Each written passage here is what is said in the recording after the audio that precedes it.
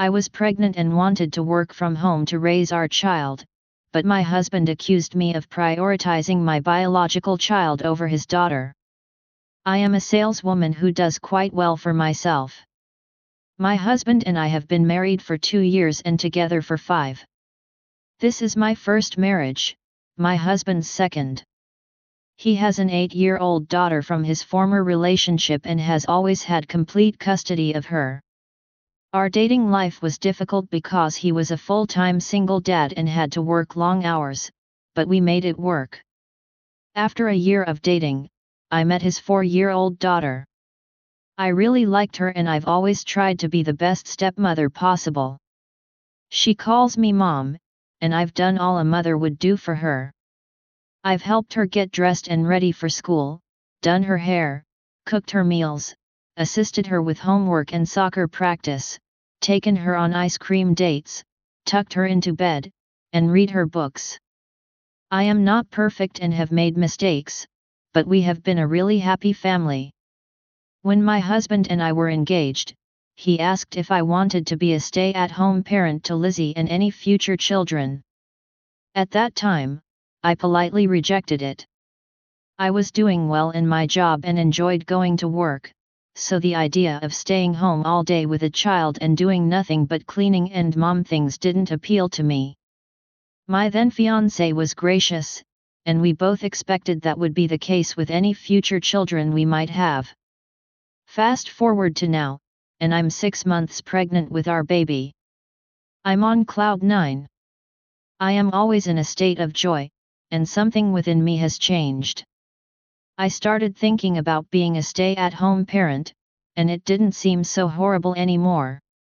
I love my son and want to spend as much time with him as possible.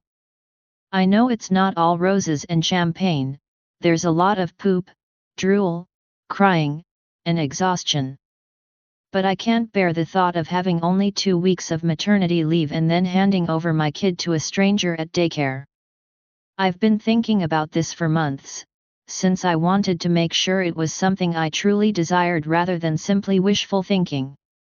I discussed the advantages and downsides with my supervisor.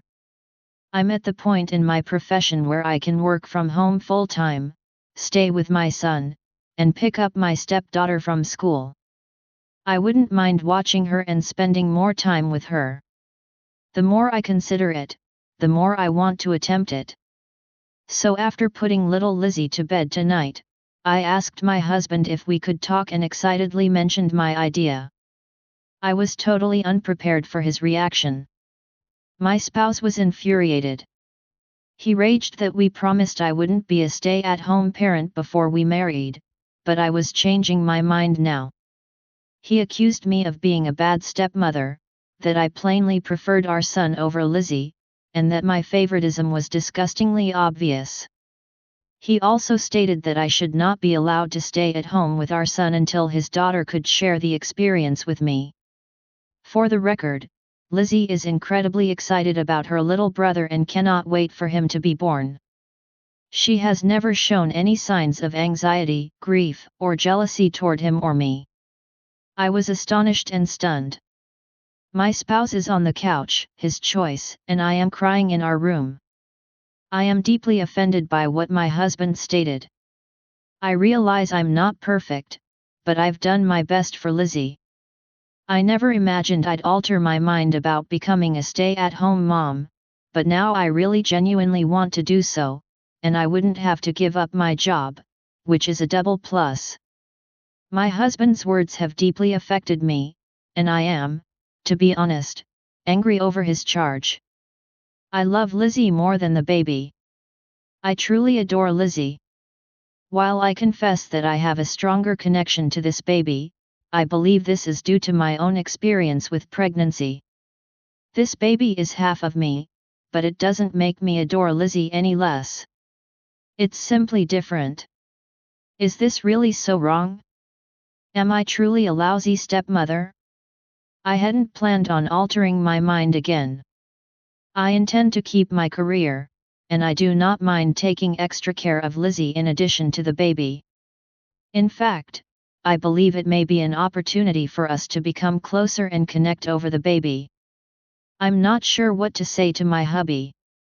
I tried to tell him everything I'd mentioned here, including spending more time with Lizzy and being closer to her, but all he did was yell harder and utter more horrible things about my parenting.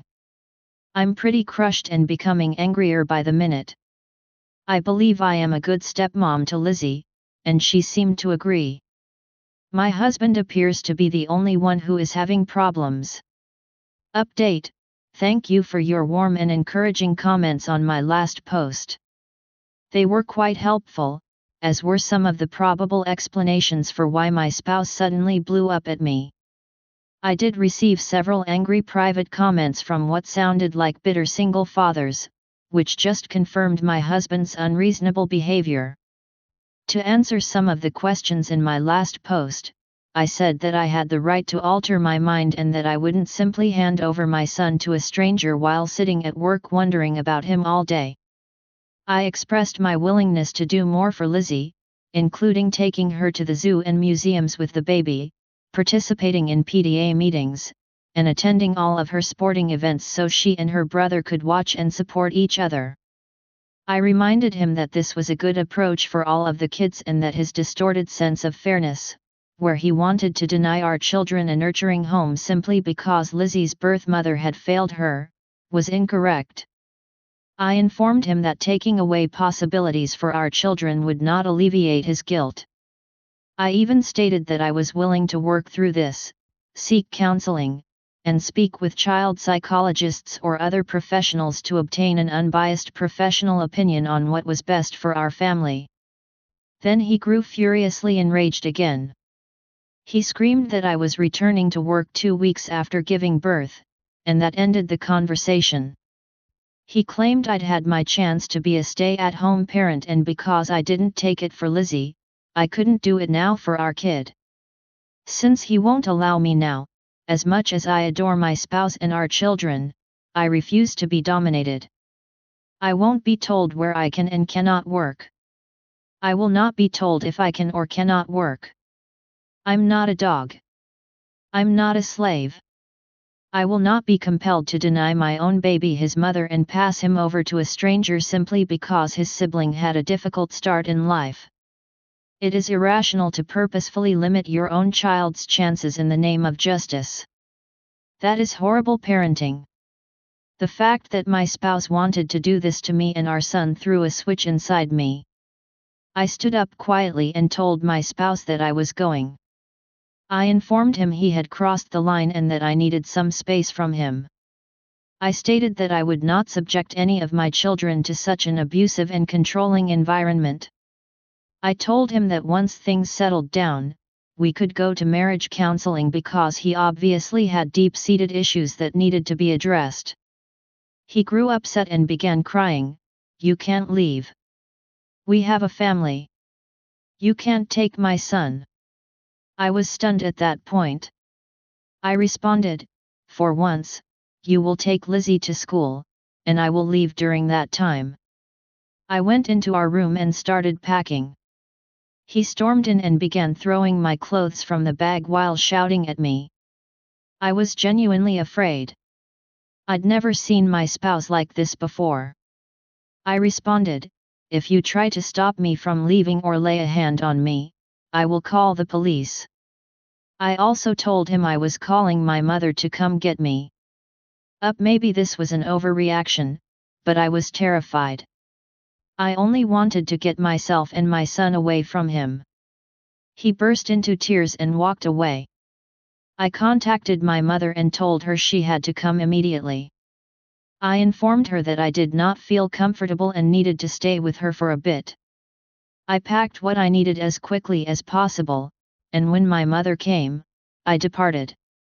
I've been with her for approximately 5 days and I'm feeling numb. I can't believe how fast everything happened. My family and marriage were turned upside down in a couple of days. I wish I had never mentioned being a stay-at-home parent. If I hadn't, none of this would have occurred. My husband and I were in North Carolina for a few days before he began messaging and calling on day 3, saying Lizzy had been crying for me and missing me. I've determined that Lizzy is safe. I know my spouse would never mistreat her, but I spoke to her yesterday to ensure she had eaten, attended school, and completed her homework. She was crying and asking when I was going back, and I didn't know what to respond. So I responded, I don't know, but I love you very much. I urged my husband not to use Lizzy as a pawn to trick me into returning because it wouldn't work. He genuinely claimed, "You're proving you're a bad stepmother by not returning and being there for her."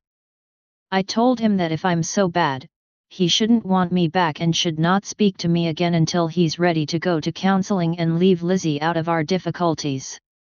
I stated that if Lizzy was mentioned in any text or email, I would delete it without reading the rest. I established a rule that any phone call in which he attempts to bring her up outside of the context of her being safe and cared for, I will immediately hang up. I told him I didn't want to talk to him right now, and he should figure out what he wants because I'm prepared to file for divorce if he doesn't get it together soon. My spouse began crying again, but I simply hung up since I was too fatigued to deal with any more that day. He has remained silent since, with the exception of a text I received today stating that he wants me back and misses me. I honestly don't know where to go from here.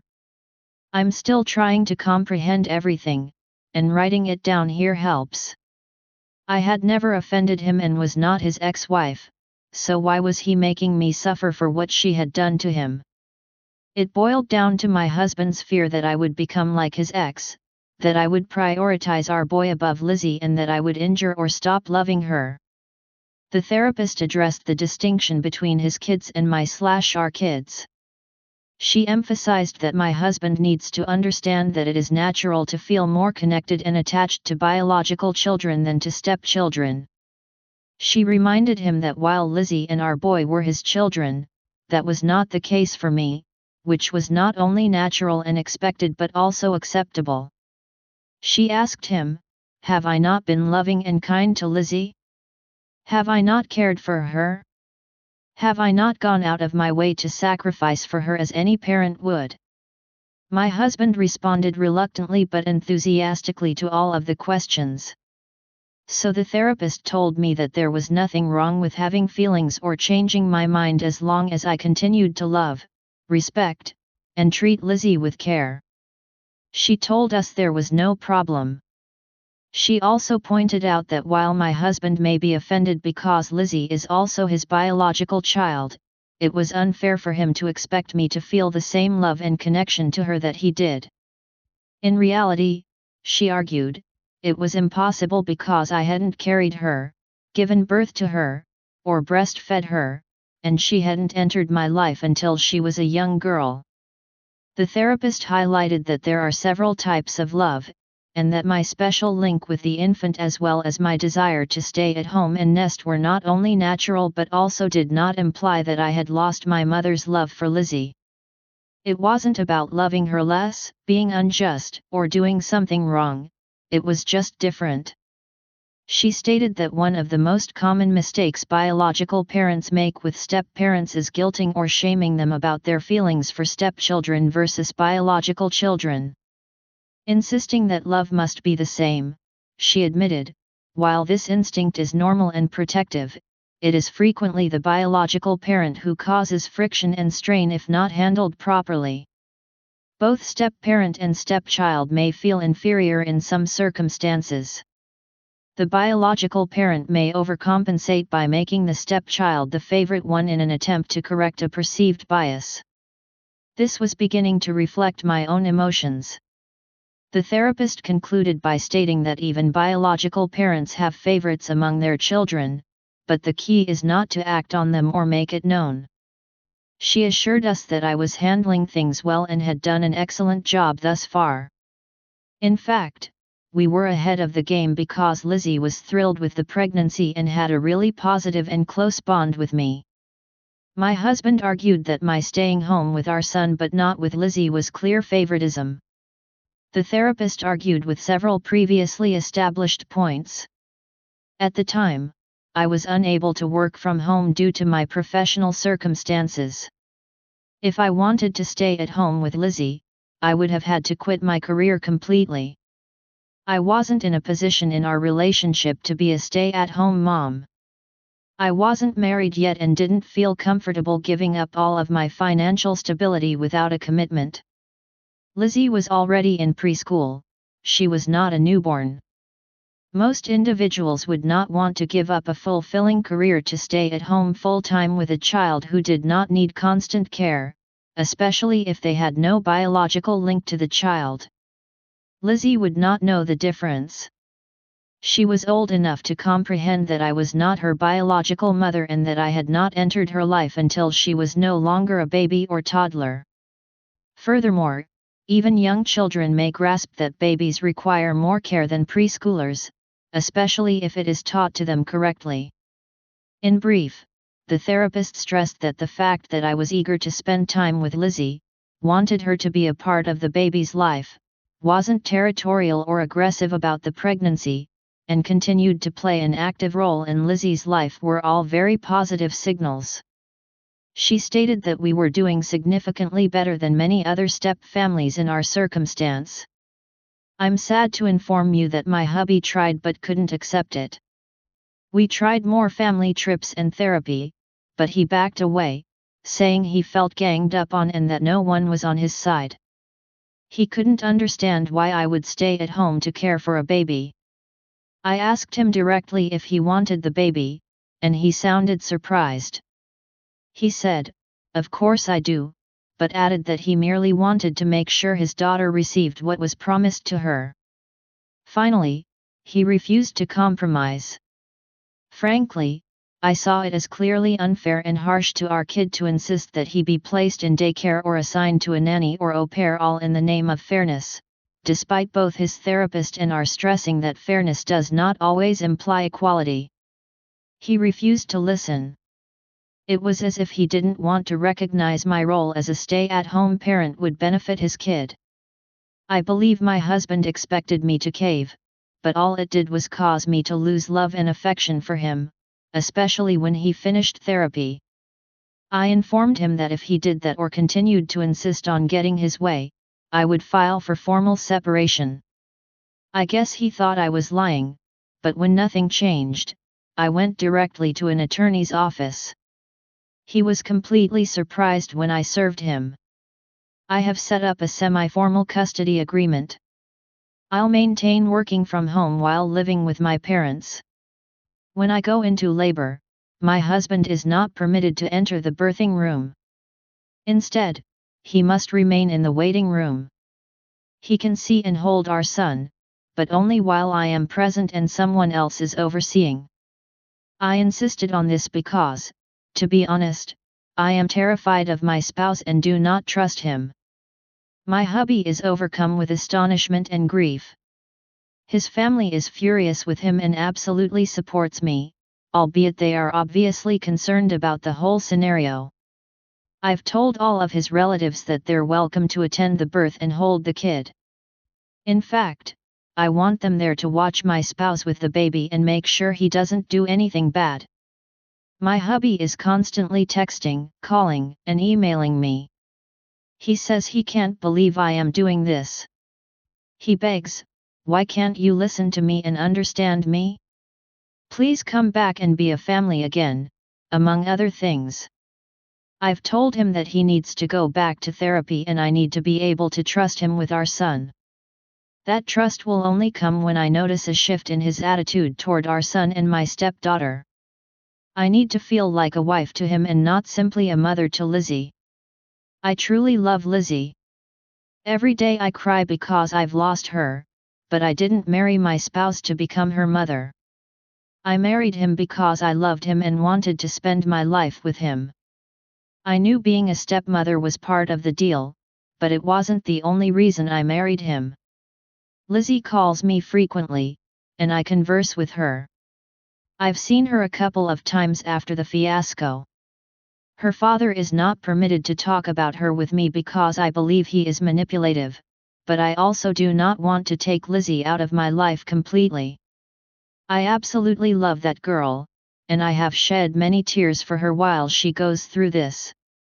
I tell Lizzy how much I love her, that none of this is her fault, and that I am doing everything I can to make things work. I tell her that I still want her to be in both my and her brother's lives. I tell her that she is the best bonus daughter and sister in the world. My husband's family has informed me that Lizzy is having difficulty adjusting to our separation. She has even cried at her father, "You made both of my mommies leave." I was scared Lizzy would hate me for this, yet the exact reverse has happened. Her grades are failing. She is miserable. She constantly cries and has become quite disrespectful to her father. I begged my husband to get her to counseling. He eventually did, and it's helping her. The guilt I experience is enormous and crushing. I feel as if I have single-handedly destroyed my family, but deep down I know I'm making the right choice by standing firm on my boundaries, insisting on being treated with love and respect, and asking that my husband do the same for both children. I can't fix him, and if he refuses to seek therapy for his problems, then I have no future with him. I'm not ready to file for divorce just yet, so I'm pursuing legal separation. My husband says that he wants this to work. I informed him that I needed to see improvements in his life, beginning with him returning to therapy. I want to save my marriage, but I have done everything I can. If my husband will not do his share, all I can do is go on.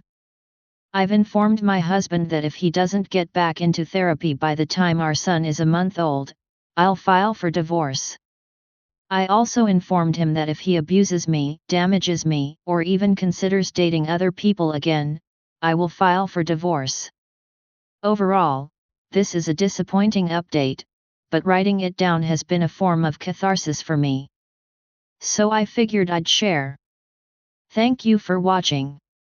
If you haven't subscribed yet, please do so and hit the notification bell to stay updated with more shocking real-life stories happening around you.